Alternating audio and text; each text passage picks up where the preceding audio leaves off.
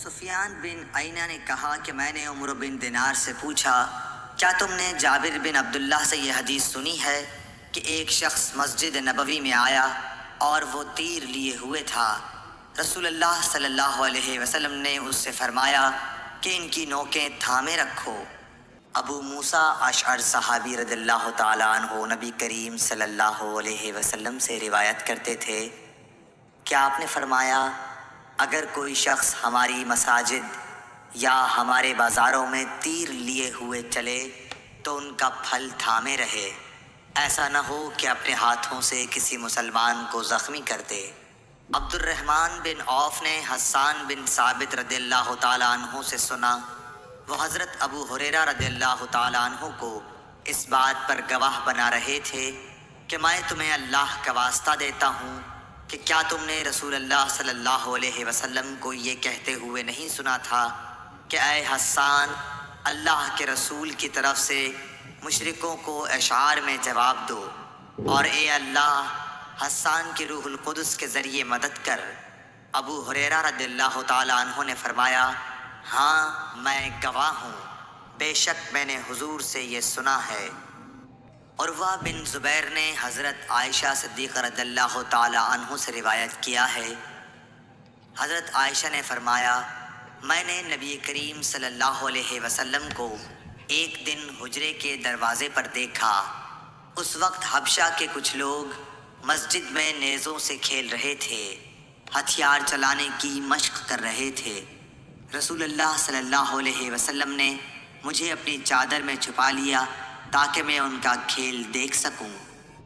حضرت عائشہ رضی اللہ تعالی عنہا روایت کرتی ہیں کہ میں نے نبی کریم صلی اللہ علیہ وسلم کو دیکھا جبکہ حبشہ کے لوگ چھوٹے نیزوں بھالوں سے مسجد میں کھیل رہے تھے۔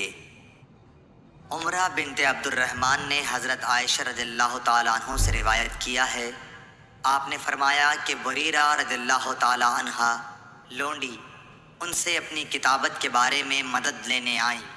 حضرت عائشہ رضی اللہ تعالیٰ عنہا نے کہا کہ تم چاہو تو میں تمہارے مالکوں کو یہ رقم دے دوں اور تمہیں آزاد کرا دوں اور تمہارے اولا کا تعلق مجھ سے قائم ہو۔ اور بریرہ کے آقاؤں نے کہا عائشہ رضی اللہ تعالیٰ عنہا سے کہ اگر آپ چاہیں تو جو قیمت باقی رہ گئی ہے وہ دے دیں اور ولا کا تعلق ہم سے قائم رہے گا۔ رسول اللہ صلی اللہ علیہ وسلم جب تشریف لائے تو میں نے آپ سے اس امر کا ذکر کیا۔ آپ صلی اللہ علیہ وسلم نے فرمایا کہ تم بریرہ کو خرید کر آزاد کرو، اور ولا کا تعلق تو اسی کو حاصل ہو سکتا ہے جو آزاد کرائے۔ پھر رسول اللہ صلی اللہ علیہ وسلم ممبر پر تشریف لائے۔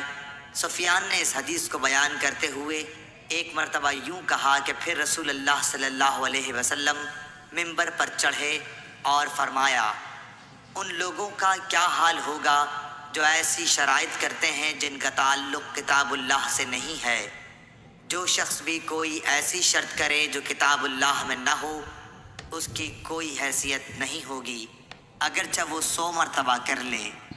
اس حدیث کی روایت مالک نے یحییٰ کے واسطے سے کی، وہ عمرہ سے کہ بریرہ اور انہوں نے ممبر پر چڑھنے کا ذکر نہیں کیا۔ علی بن مدینی نے کہا، یحییٰ بن سعید قطان اور عبد الوہاب نے یحییٰ بن سعید سے، انہوں نے عمرہ سے ایسے ہی روایت کیا، اور جعفر بن عون نے یحییٰ بن سعید سے یوں نقل کیا کہ میں نے عمرہ سے سنا، انہوں نے کہا میں نے حضرت عائشہ سے سنا۔ کعب بن مالک نے مسجد نبوی میں عبداللہ بن ابی حضرت سے اپنے قرض کا تقاضا کیا، اور دونوں کی گفتگو بلند آوازوں سے ہونے لگی، یہاں تک کہ رسول اللہ صلی اللہ علیہ وسلم نے بھی اپنے حجرے سے سن لیا۔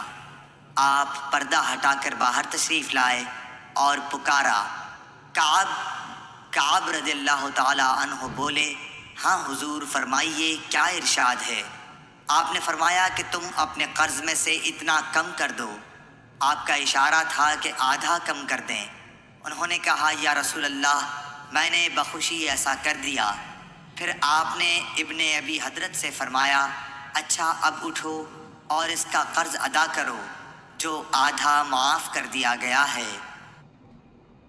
حضرت ابو ہریرہ رضی اللہ تعالیٰ عنہ سے روایت ہے کہ ایک حبشی مرد یا حبشی عورت مسجد نبوی میں جھاڑو دیا کرتی تھی۔ ایک دن اس کا انتقال ہو گیا تو رسول اللہ صلی اللہ علیہ وسلم نے اس کے متعلق دریافت فرمایا۔ لوگوں نے بتایا کہ وہ تو انتقال کر گئی۔ آپ نے اس پر فرمایا کہ تم نے مجھے کیوں نہ بتایا، مجھے اس کی قبر بتلاؤ۔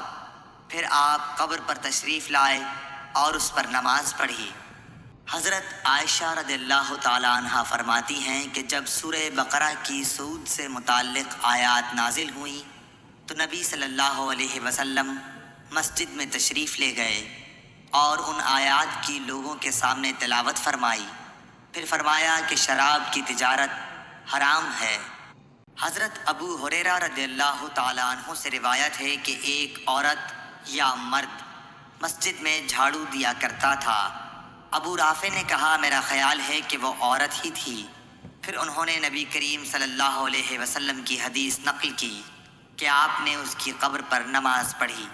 حضرت ابو ہریرہ رضی اللہ تعالی عنہ سے روایت ہے نبی کریم صلی اللہ علیہ وسلم نے فرمایا کہ گزشتہ رات ایک سرکش جن اچانک میرے پاس آیا، یا اسی طرح کی کوئی بات آپ نے فرمائی۔